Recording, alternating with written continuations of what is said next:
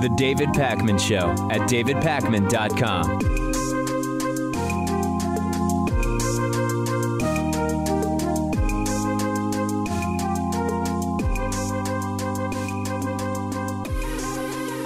One of the sort of most pressing and important questions for the political left, and I guess really for Democrats too, to the extent that Democrats are a possible representation of the actual left instead of corporate interests, which is probably a debate we can have in and of itself. The question is, what kinds of candidates running as Democrats would do well in the 2018 midterm? And even more generally, this is a question, right? And this gets asked of me often during live calls. We hear about it in voicemails. I get emails about it. And the question is usually framed as, hey, David, do you think Democrats are better off running to the middle?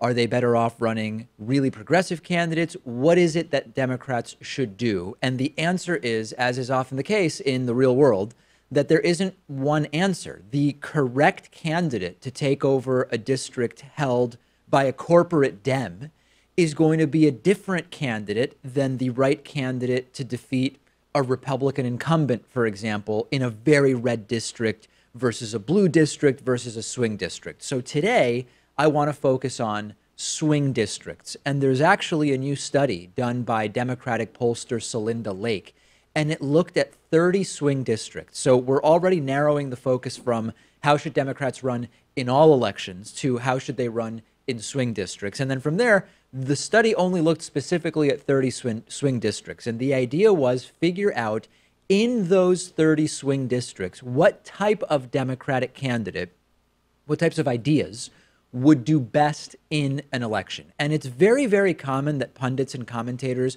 will look at a swing district. They'll see roughly the same percentage of registered Democrats and Republicans. And so they'll come away saying, listen, the best shot a Democrat has is as a moderate Democrat in order to win, because you've got about the same number of Democrats and Republicans. You're going to need to appeal to some of both. What the polling done by Celinda Lake suggests is very different. The polling that Celinda Lake has released suggests that Democrats would do better in these swing districts if they move to the left. And the argument there is that when you poll the voters in these swing districts on issues, and again, that doesn't mean just Republicans and Democrats, that also includes independents, they on average are to the left of the average corporate Democrat and certainly to the left of the average Republican candidate. So as an example, in these 30 swing districts, the voters polled by a 75%, with a proportion of 75 to 25, supported Medicare for all. 75% support Medicare for all in a swing district. That would suggest that a candidate who supports Medicare for all would do better in that district. Cracking down on Wall Street as another example. Protecting Social Security and Medicare. There are lots of policies that polled very well, more than 50% at minimum.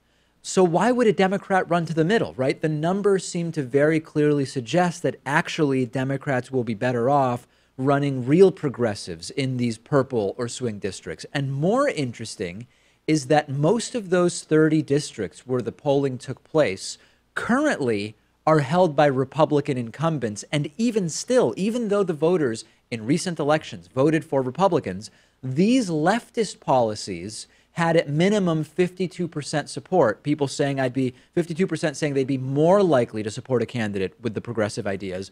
Only 26% saying they'd be less likely to support that candidate. So this seems pretty clear, cut and dry.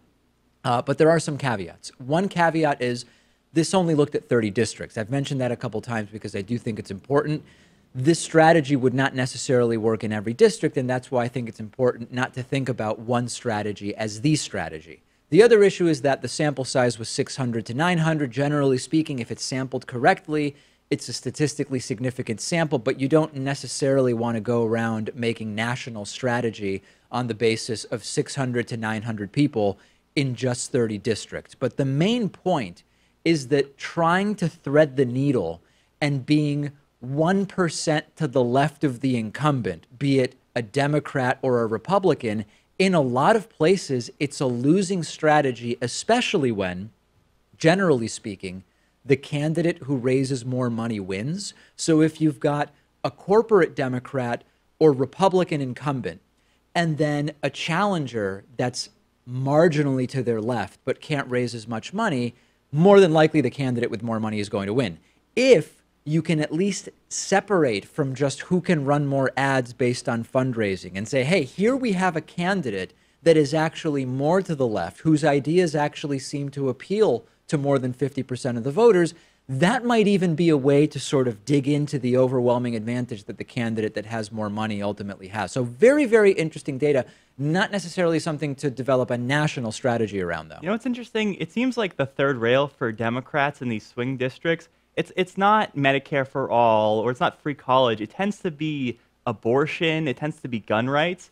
And those are issues that even more centrist Democrats are susceptible to losing voters over. Yeah, I'm not so sure. I think, you know, when we've talked to Bill Scher, he seems to think that the gun issue is just not a voting issue and that it's not really one that's making a difference. I mean, maybe it's helping to raise money or affecting campaigns, but I've not seen evidence of that. That guns is really sort of a third rail issue in a lot of these. But it's interesting. Let's see what the audience says. I mean, I think my general perspective on this is, can it really get that much worse by just running real progressives, right? Like the threading the needle with the marginally more progressive candidate is not working in a lot of places. How much worse can it really get to just say, hey, we're going to run some actual progressives here, and hopefully we'll see more of this in the midterms coming up in just a few months. There's already primaries where Democrats have choices between a corporate Democrat and a more actual progressive, and we're going to be following how a lot of those primary elections go. News is now broken that fired Deputy FBI Director Andrew McCabe, who was fired by Jeff Sessions for, quote, lack of candor just last week, was actually involved in a federal criminal investigation into whether Jeff Sessions himself lacked candor when he testified before Congress about contacts with Russians during the Trump campaign, testimony during which we now know he lied and straight up was dishonest, starting with Al Franken and ultimately with others. ABC News is reporting this. This changes a lot in terms of our broader understanding of what it means to try to obstruct investigations. And it's now becoming sort of so sketchy, so insidious. It's the opposite of everything that our elected officials should be standing for. And I was sort of having trouble this morning when reading through all the articles about this, thinking of what's the best way to even explain to the audience what's going on. So I'm going to do the best I can, sort of going back a little bit. Donald Trump appointed Jeff Sessions to be Attorney General. He was, prior to that, a campaign surrogate during Trump's campaign as a senator from Alabama. Jeff Sessions, during the campaign, we now know had numerous contacts with Russians. When he became Attorney General, he was asked about contacts with Russians, and he denied having had contacts with Russians. Turns out that that wasn't true. He later explained that he had misspoken. It just wasn't, he couldn't remember. Totally non-believable explanations in every way. He was caught lying multiple times about contacts with Russia. Sessions ultimately recused himself on all matters related to Russia, and then most recently fired Deputy FBI Director Andrew McCabe from the FBI. The general understanding of this is that it was to further obstruct the Russia investigation of Robert Mueller. One of the few reasons that Sessions gave for firing Andrew McCabe was that McCabe, remember the quote, lacked candor during testimony. And at the time, it sort of sounded really, really weird. And we've now learned that, in fact, Sessions himself was being criminally investigated in an investigation where Andrew McCabe was involved for lacking candor during testimony. Now, immediately there are people all over the internet saying, oh, well, it's obvious. Sessions fired McCabe as political retribution because he knew that McCabe had investigated him. Apparently not. Apparently not. What we're being told so far is that Sessions didn't know about the investigation that Andrew McCabe was involved in into Sessions' own lack of candor. Now, that may end up not being true. We may eventually find out that despite Sessions' lawyers saying, no, Sessions didn't know about the investigation when it was going on, that he did. But as of right now, the idea is Sessions didn't know that the investigation was going on. Jeff Sessions' lawyer also saying that that investigation was closed without going any further.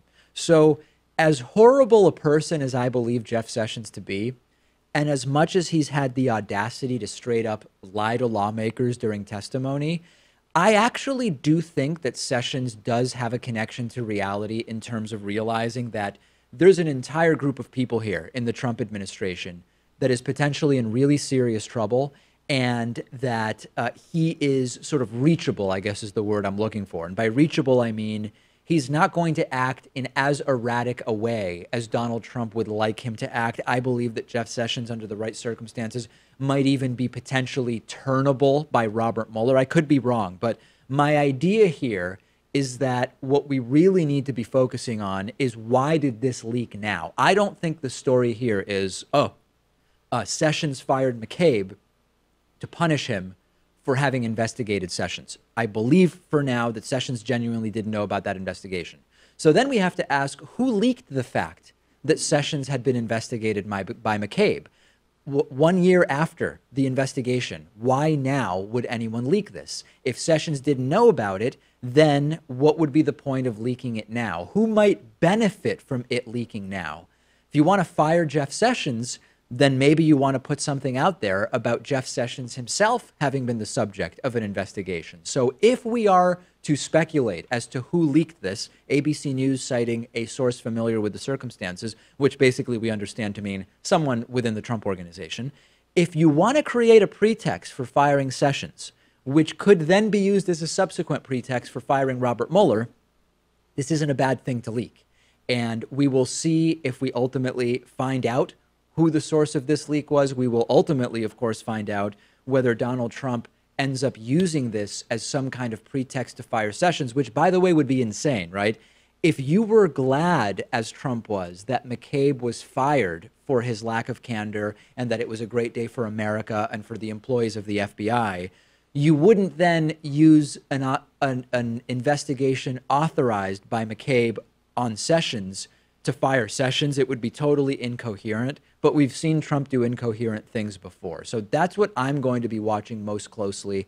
And of course, the eventual goal of this might be to fire Robert Mueller. We found out that Trump's new lawyer, Trump's prior head Russia lawyer, John Dowd, has resigned.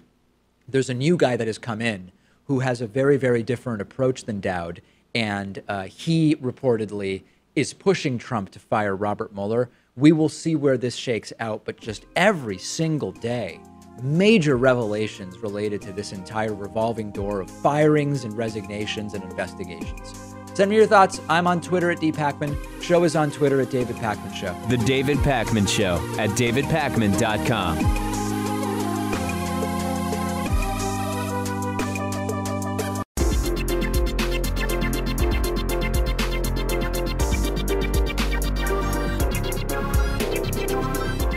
The David Pakman Show at davidpakman.com. Today's new member of the day is Roland Spano Jr. Thanks, Roland, for signing up at davidpakman.com/membership. This is a viewer and listener supported program, so I really appreciate it when really great people like Roland Spano sign up. Also want to say thank you. We're not forgetting about our long-term sustaining members, and today's long-term member of the day is Donald Muratori, who has been with us since 2011. Going on 7 years of membership for Donald. Roland, Donald, thank you to both of you. davidpakman.com/membership is where you can sign up for membership. We've got a coupon code if you want a little bit of a discount, actually kind of a big little bit of a discount, 40%. You can use the coupon code VOTESOON18. And if you just want to throw in $1 a month to what we're doing, easiest way to do that is on Patreon at patreon.com/David Pakman Show. Some very interesting discussions I spotted this morning on the David Pakman Show subreddit. This is a place where nearly 6,000 of our viewers and listeners regularly talk to each other about politics, about what's going on with the show, etc. davidpakman.com/subreddit is where you can access it. One post that I noticed this morning is a post that I noticed this morning says, does anyone else think the way? So what did I say? Did I not say Reddit? It said davidpakman.com/subreddit. Oh, I'm sorry. Yeah, Pat was looking at me like I had 3 heads, and I was like, did I misspeak? davidpakman.com/Reddit. Thank you. I've never seen Pat look so shocked, but yes, davidpakman.com/Reddit. Okay. Does anyone else think the way so many liberals use terms and phrases that right-wingers love is really stupid? So the question here is, when we jokingly on the left use terms like cuck and snowflake and triggered and all that stuff, are we doing something positive by sort of ridiculing the terms that the right is using, or are we doing something negative by sort of, in a way, suggesting that the terms are valid terms or allowing the political discourse to be lowered or diminished? I tend to be in the latter camp, and it's funny because I sometimes will use jokingly or satirically the term triggered or special snowflake or cucked or whatever. And I am making fun of the right using those terms. But in the big picture, I'm going to try to make an effort not to do that, because I do think that once you start using these terms, then it's just semantics about who the cuck is, and you're legitimizing the concept of pointing out cucks as political discourse. So I actually agree with some of the commenters here. I like using it on occasion, one, because it's funny. Yeah. But two, it's important, I think, to point out to right-wingers that they can be overly sensitive on issues, be it the national anthem protests or the war on Christmas or the sanctity of the flag. I don't disagree with that, but and I agree, and I've used it in the same way. But I am going to try to make an effort not to use the terms in order to not diminish political discourse to their level. Also from our subreddit, here's how to share as little data as possible without deleting Facebook. Yeah, this is an interesting article now in the wake of the Facebook data scandal of a Good Samaritan posting to the David Pakman Show subreddit. If you don't want to get rid of Facebook altogether because you like some of the elements of keeping in touch with the people you're in touch with on it, how can you lock it down to share as little data as possible? And a very, very good guide to that. So far, I'm keeping Facebook. I really do use it for a lot of show-related stuff day to day. But I am concerned about what's going on for sure.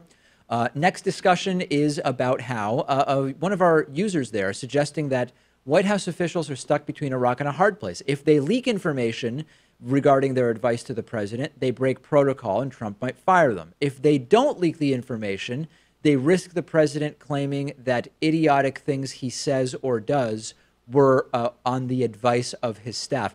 I do not envy for a second any staffer of Trump's right now. I think that it's ultimately their choice to work for him. So I'm not saying that they are not responsible for their decision to work for Trump, but I don't envy them. It seems like it's really, really bad at the Oval Office, and this is just one way. And lastly, from the David Pakman Show subreddit, David should talk about the storm, the next big thing in right-wing conspiracy world, apparently. I haven't heard of this. Apparently, there is this thing called the storm that the alt-right or right-wingers are talking about. It's some kind of conspiracy, but I've not heard about it yet. So I'm going to make an effort to inform myself about it over the next 24 to 48 hours. Participate, join in the discussion on the David Pakman Show subreddit at davidpakman.com/REDDIT. Okay, I've had mixed feelings about how to cover this next story, and I'll explain why.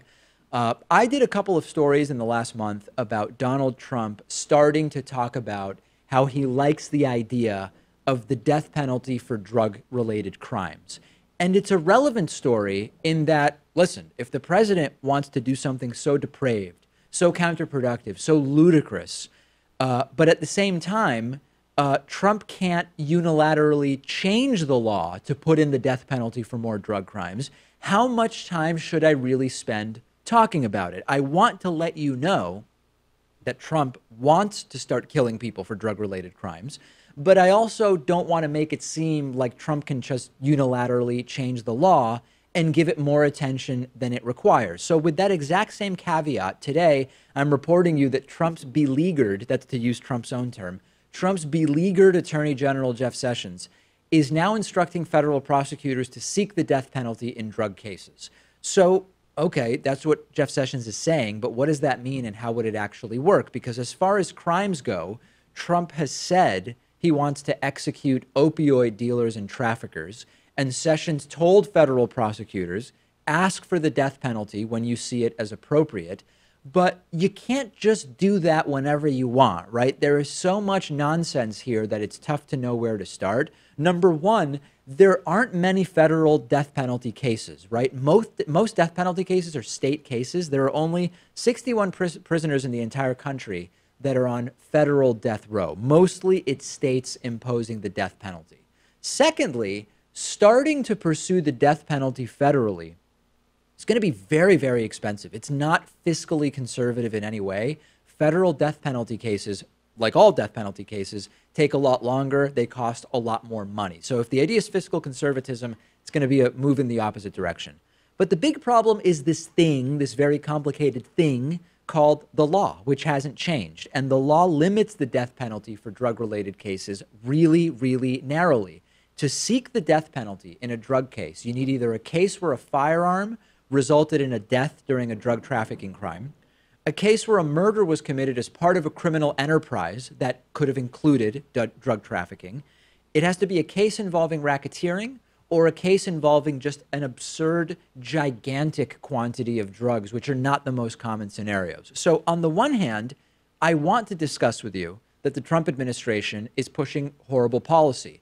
But on the other hand, they just don't really have the power to arbitrarily do this. All they can really do is in cases that already could qualify for the death penalty, tell prosecutors to ask for it instead of long prison sentences. And of course, it would also be up to the prosecutors to figure out whether they think that's even something that they could get. And that's an uphill battle to climb as well. You've really got to thread the needle very precisely here. And I also hate to break it to these supposed law and order conservatives, but even stricter penalties for drug crimes, if they were legally possible, aren't going to fix the problem, right? The drug war, fighting the war on drugs as a criminal justice issue, as a law enforcement issue, rather than as a health issue and a legalization issue, got us into this mess to begin with, right? So we've got to stop looking at this issue as a criminal law enforcement issue if we really want to fix it.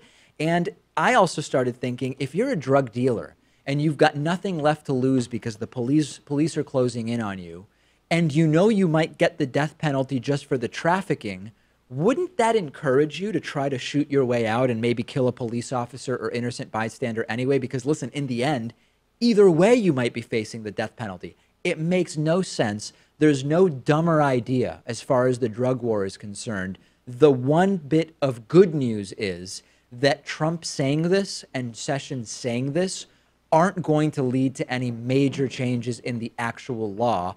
And so that's about as far as I'm going to go with it. If we actually start to see an effort to change the law, then you can rest assured I'm going to come back and talk to you about it. We've reported so many times to you that Congress will not allow the government to study gun violence. It makes no sense. It's horrible. We should be studying it closely since it's such a huge issue in American society. And Democrats and Republicans appear to have come to terms on a bill which would, as a sort of side effect of what the bill really does, allow some government study of gun violence. And it would be the CDC that would actually do the studying. And there's been language for decades that has de facto prevented the CDC from looking into the issue. And it's important to understand that the CDC was not, contrary to some talking points that you hear, the CDC was not strictly speaking banned from researching gun violence, but they were banned from using any federal funds for that research. And where the line is, money being fungible and homogenous, it has basically resulted in the CDC saying, we're not going to get involved in that. What we're now seeing is that Congress is dealing with a $1.3 trillion spending bill. They've got to pass it by Friday to avoid a government shutdown. It's not going to really do anything about gun safety laws, but it has two items in it that would allow research into gun violence more easily, and it would also increase background checks just slightly, which is a good thing, okay? Democrats are considering this a major win, and I hope that that's what it will be. And the thing about researching issues, research is a double-edged sword, right? If you research very polarized and political issues, you have to be willing to accept the research if it's done fairly and fully, right? Assuming it's not bogus research. And you've got to be ready to act on the results of that research. And sometimes we support research with the expectation that it's going to give us one result. Then it comes back and it gives us a different result. And an important tenet of sort of the scientific method, skepticism, all of that stuff that we talk about is if the data conflicts with your pre-existing beliefs, you've got to revise your beliefs. And of course, this assumes that the data is accurate and that the research was done properly. If I were presented with information, people in the audience know my views on guns. If I were presented with information that truly indicated, it was good research, indicated beyond the shadow of a doubt, that gun violence is merely a problem of not enough guns. Give people more guns, we're going to solve the problem. I'd reconsider and revise my beliefs. Pat, Are you ideologically open to changing your view about guns if the data tells us, hey, you know what, they're right. Arming teachers, no more gun-free zones, let's do it all. I am ideologically open to that if that's where good data points. I think it would take more than one study, though, especially because we can compare the rates of other countries to ours. So it wouldn't just be that one piece of research, but I'm open to changing my beliefs. If the consensus of well-done research pointed in one direction, I think that there are lots of people that, generally speaking, want more gun safety regulations that, like Pat and like me, would be willing to revise those beliefs. But along the same lines, if the gun fetishists are presented with evidence that suggests that, listen, the best way forward is you got to reduce access to certain types of guns, reduce availability, you need stronger background checks, you need whatever, right? A gun registry. I'm just making stuff up here. It's not the point. They need to be open to revising their beliefs. And the truth is, they know, or at least predict, that gun violence research is not going to help the pro-gun cause. Because if they believed that the research would help their cause, they would allow it. They would welcome it. The NRA has been blocking government research into gun violence for a very long time. Now, if you ask them, they would say it's not that we're against research, it's that we know the research that would be done would be biased and would be used as a pretext to ban guns. You got to ignore that for a moment because it's not defeasible. You can't change their mind because they would say, no, the research would be part of the problem. I don't think that they are intellectually open to revising their views, and I've made it very clear I'm super open to it. Send me your thoughts. You can also discuss this on our subreddit at davidpakman.com/REDDIT. Quick break, back after this. The David Pakman Show at davidpakman.com.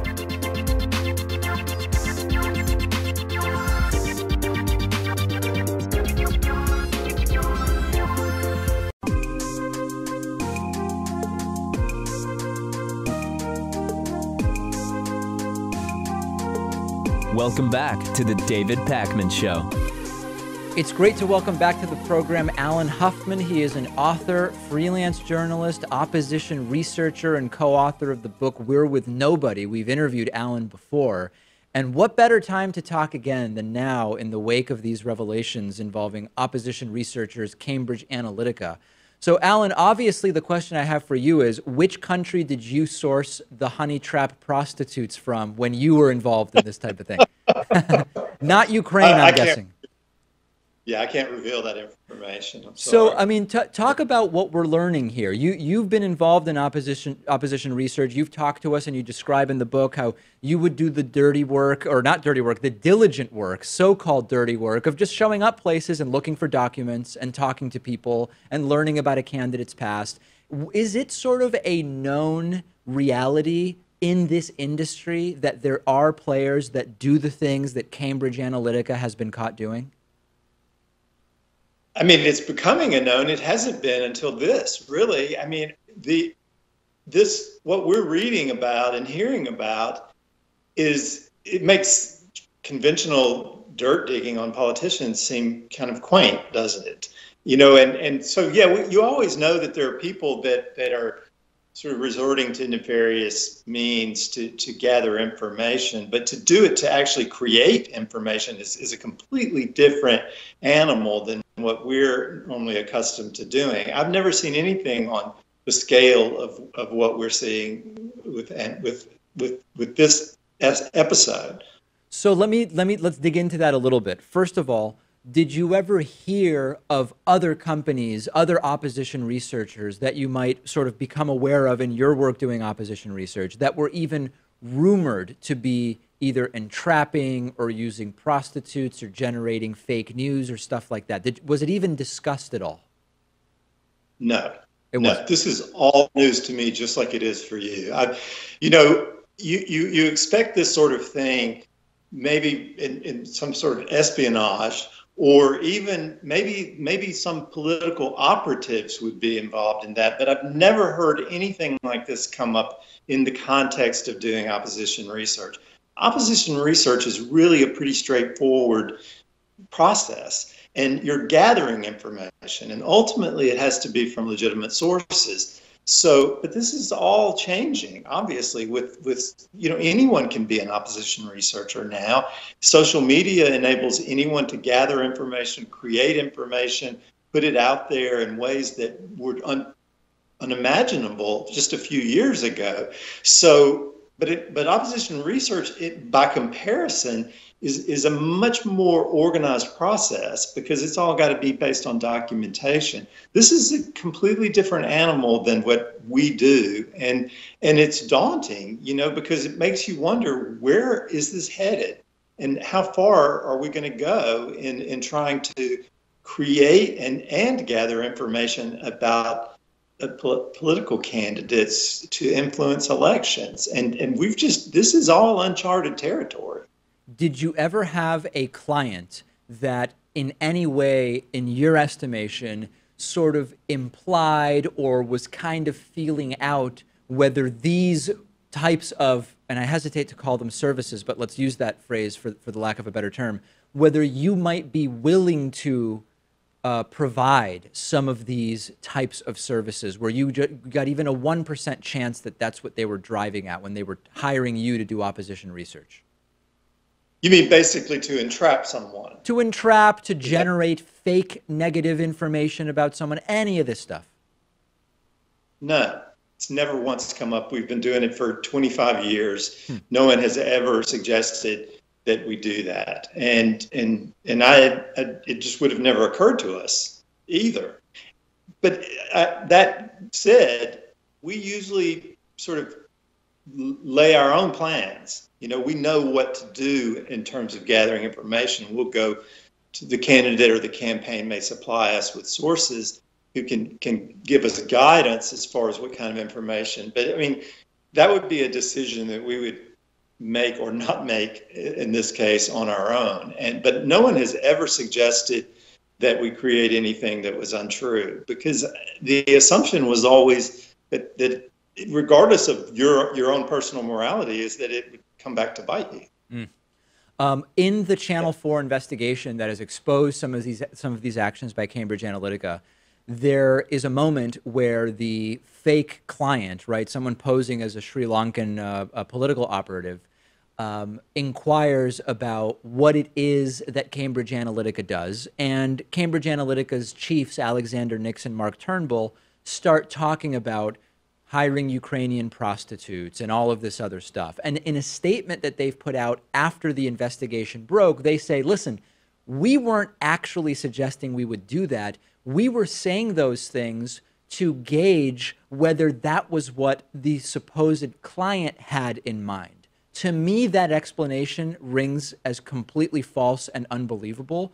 What's your perspective on that? Like, is that something an opposition researcher would ever do, to in that way try to test what it is that their client is looking for? No. In short, no. I mean, why would we want to test what our client was looking for? Why not just ask them what they're looking for? I mean, that's our first question when someone gets in touch with us about doing opposition research. We're like, what is it that you're looking for? It's not something that you would dance around, or, it sounds to me like, sort of retroactive explanation for untoward behavior.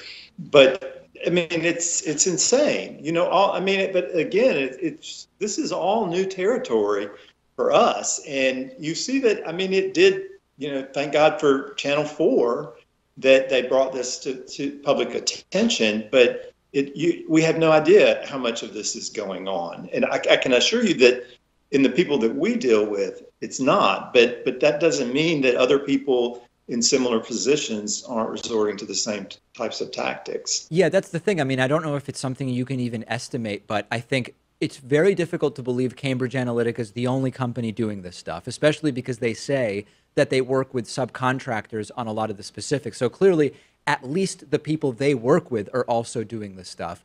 But is there any way, given that you've not interacted with people who do this stuff, to even gauge how prevalent this might be in the political world? At this stage, no, because this is all new. And I mean, it may have been going on for several years, but it has not been in the public eye. We haven't known about it. I mean, there's been a lot of questions about the release, the finding of information WikiLeaks, all of these things that have come out in the news in the last couple of years that have raised questions about these practices, and then the whole idea about creating fake news, the alleged Russian intervention, by in social media, by all of these things that we're just suddenly being barraged with. I mean, it's impossible to really gauge the prevalence of it at this point. And you don't really know who is actually doing it. Okay, so Cambridge Analytica bills itself as a data mining company, an opposition research company. Those are kind of vague terms, really. I mean, for us, our idea of what an opposition research company is pretty straightforward. But there are a lot of people that are involved in opposition research now that weren't when we started out, that are kind of out on the fringes, that maybe they're just, working at, online using interns, just mining data, and that's considered opposition research. Or maybe they've got some, really advanced program that allows them to search, videos on Facebook, that we don't do, because we're always looking for documentation. I mean, we're old school in that way. And so I don't know who is out there doing those things sort of in the name of opposition researcher and research, and how they're interacting with the campaigns. This is, looking over the whole span of opposition research that we've been involved in, it was a pretty straightforward undertaking. The biggest change that took place, I would say, in the first 20 years that we've done it, was it going from the shadows out into the open. Okay, when we started out doing it, it was like everyone's terrified that someone's going to find out that you were digging up dirt on their opponent. It just came a point where that no longer became an issue. And so everyone knew, and sometimes you might even have a candidate that would say, I want them to know you're looking. I want them to be scared or whatever. That was the biggest change, really, that took place in the way opposition research was done until now. And until the last couple of years, when all of a sudden all of these other players started coming in that are bringing all of these different mechanisms, in some ways, skirting the law. I mean, who knows? We don't really know yet, because, it's all still under investigation. But it's sort of all bets are off when it comes to what we think of as opposition research, because it can mean anything now. And so, yeah, it can mean that you're going to offer up, prostitutes to a client and then try to make an explanation for having done that. But this sort of thing would have never happened in traditional opposition research. That's not to say political candidates and campaigns didn't do similar things. Right. They just weren't doing it under the guise of opposition research. We've been speaking with Alan Huffman. He's co-author of the book We're With Nobody and a longtime opposition researcher. Alan, great to talk to you again. Thank you. Same here. The David Pakman Show at davidpakman.com.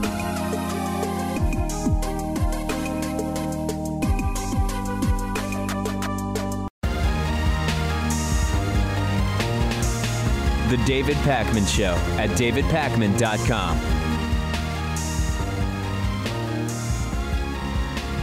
I previously told you that Nazi Holocaust denier Arthur Jones was running unopposed in the Republican primary for the Illinois 3rd Congressional District seat in the House of Representatives.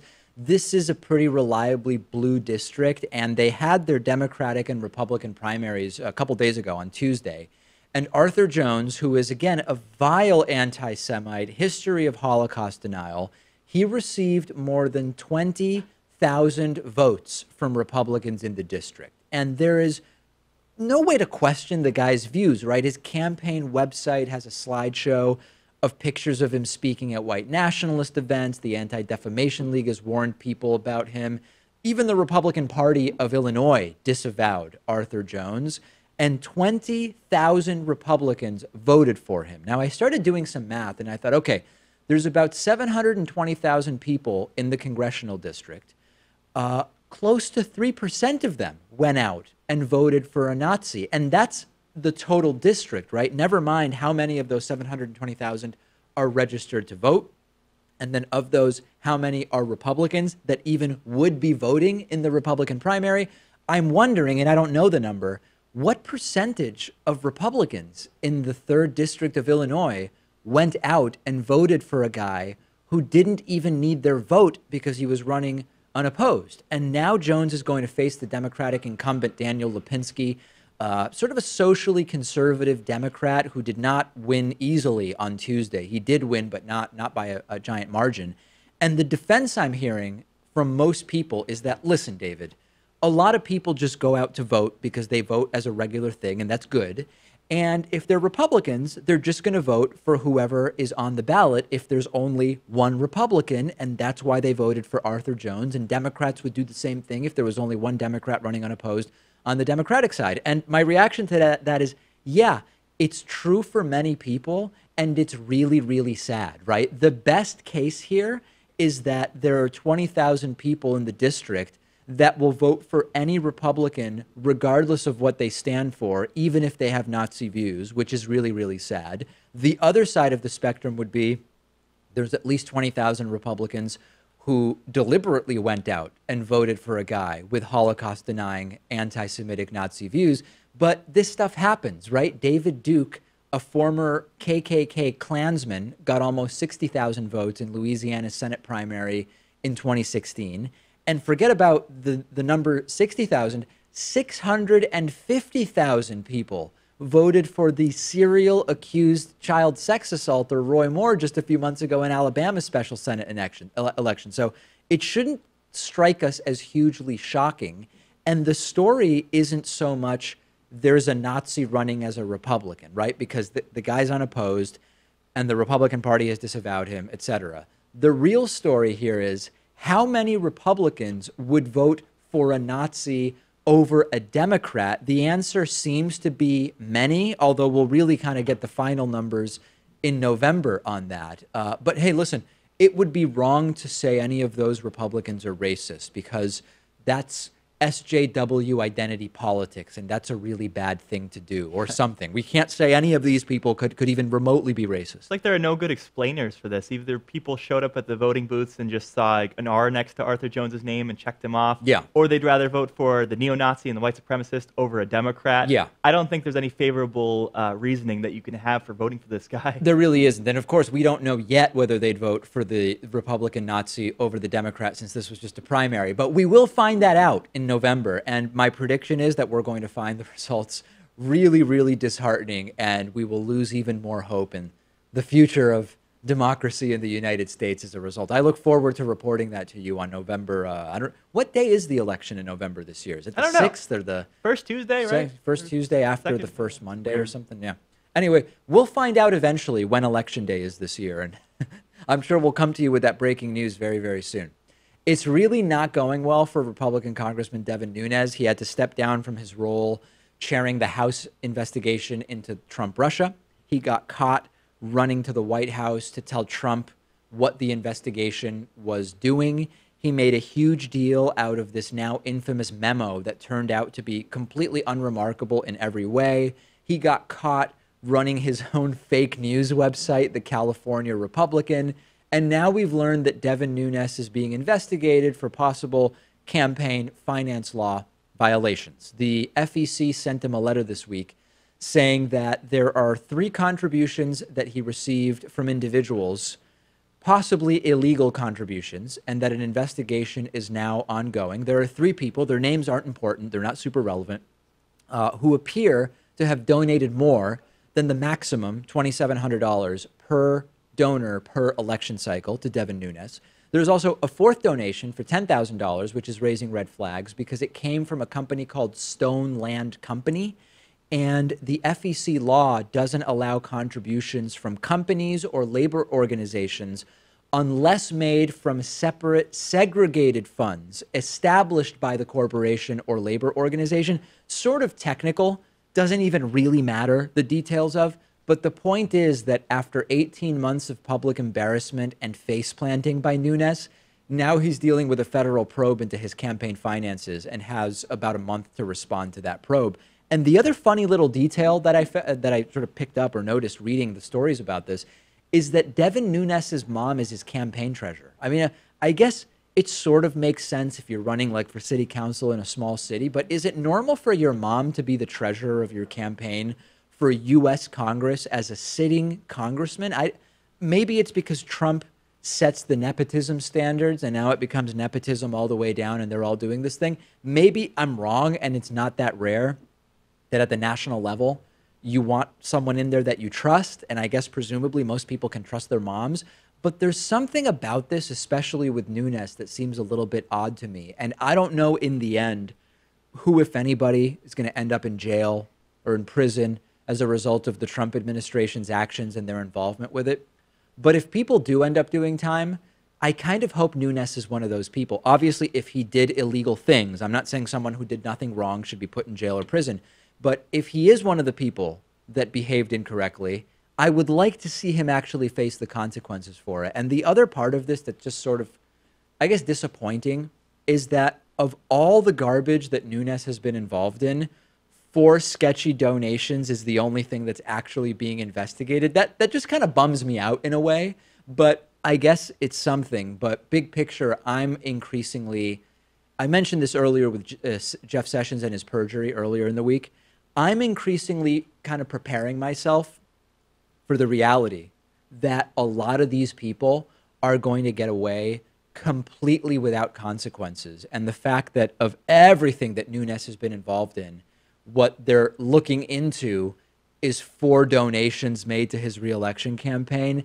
I'm not feeling hugely optimistic that we're going to see real consequences here. Well, if there is any recourse, it's that he's a congressman, which means that he's up for re-election in November of this year. Yeah. And given the fact that he's jumped onto the national stage and people in Fresno know about him, running to the White House to update the White House on the source of the intelligence, or the MemoGate stuff, or now these campaign finance violations, they could be incentivized to vote him out. That would be the best thing, right? Just vote this guy out. Vote him out in November, because all of these people, men and women, are up for re-election every 2 years. That's why they're campaigning all the time, because one election finishes and then 5 months later, they're already campaigning and raising money for their next election. That's the opportunity, which is, aside from whatever happens with this investigation, you can vote this guy out, although we'll see if California actually decides to do it.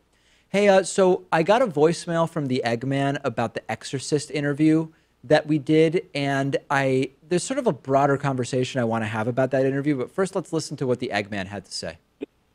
Hi, Dave. I kind of enjoyed your interview with the Exorcist lady. I think she could have solved her problem much easier by just going on meds. Like, you could take meds to quit hearing voices or become an exorcist. Right. The lady is absolutely nuts, and anyone calling you saying, Dave, you're a little snarky and condescending with that lady, they're just out of touch with reality also. Yeah. But other than that, it was funny. Yo. Okay. So listen, here's the thing. I actually didn't get that many people who wrote to me and said, David, you were like unfairly condescending to the so-called exorcist. What I did get that I found really disturbing is that I got a number of emails from people saying, David, I thought that you were an advocate of science and empiricism and skepticism, and now you're promoting exorcists as if exorcisms are real. I'm really disappointed in you. And I, at this point, don't really know what else I can do, because the entire interview was, to me, very clearly from the position that I think this is all nuts and not real and insane. And that's been the unblemished, unfettered track record of this program with regards to pseudoscience for as long as the program has been around. So on some level, I need to figure out whether there are just some people in the audience. As the audience grows, you're going to have some people who just don't get what it is that I'm doing. Or am I communicating and comporting myself so ineffectively that people could have watched that interview and thought that I was promoting the concept of exorcism as real? Yeah, you really can't win. I was going through the YouTube comments too, and I saw someone say that you weren't cynical enough, that you weren't willing to play point counterpoint. Yeah. You did that at the beginning of the interview, but it eventually gets to a point where you can't reason with someone like that. Well, I also want to move the conversation forward and figure out all the reasons why she thinks this is real. And this sometimes happens during any kind of adversarial interview as well, like when I interviewed Richard Spencer. Yeah, I could spend the full time just berating and yelling and going back and forth on the first thing that they say. But I actually don't think that would make a really good 25-minute interview, right? I think that that would actually be a distraction from the interview being conducted in a way where we can all kind of hear more about what it is that informs this person's views. So listen, I'm going to issue a conditional apology. If I didn't do a good enough job of presenting my perspective on exorcism as this is crazy and I don't believe in any of it and there's no evidence for any of it, I apologize. If I did, and there's just some people that I'm going to have to accept are never going to understand what it is that I'm doing, then please let me know. And I'll feel kind of better about that, I think, because I'll feel that I did as much as I could have done. And anyway, I look forward to hearing from people about this. We've got a great bonus show for you today. I'm out of time, but trust me, folks, it's a good one. And I think you should become a member or a patron so that you can watch or listen to that bonus show today.